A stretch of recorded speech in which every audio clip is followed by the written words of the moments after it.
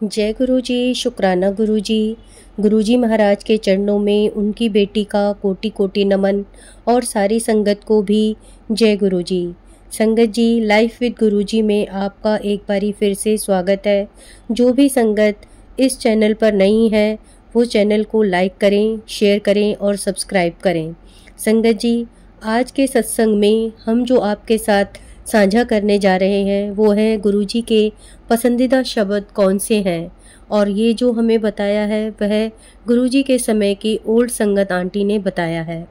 संगत जी, जब भी हम बड़े मंदिर में प्रवेश करते हैं तो एक ऐसा वातावरण हमें घेर लेता है जिसमें शांति है, प्रेम है, सुकून है, और साथ ही गुरुजी की उपस्थिति तो हर संगत के हृदय को छू ही जाती है।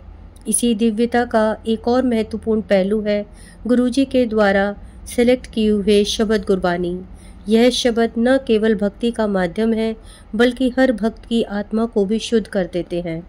संगत जी, गुरुजी के पसंदीदा शब्द कौन से थे उसमें हमें बताया है शर्मा आंटी ने। शर्मा आंटी को कौन नहीं जानता संगत जी।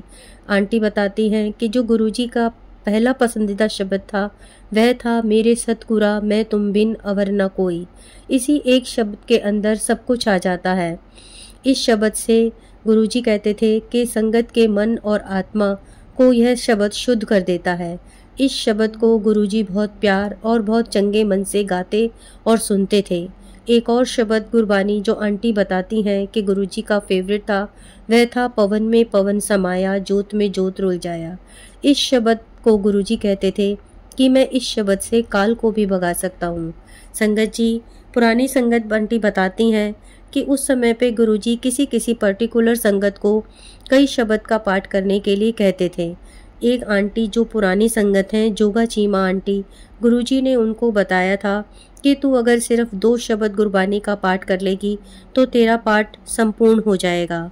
गुरुजी ने उन्हें कहा कि अगर पहले तू मूल मंत्र का जाप यानी कि एक ओंकार और उसके बाद 2 शब्द सुन लेगी या पढ़ लेगी तो तेरा पाठ कंप्लीट हो जाएगा। उसमें पहला शब्द था थिरकर बैसो हरजन प्यारे, सतगुरु तुमरे काज सवारे, और दूसरा शब्द था जा तू मेरे वल।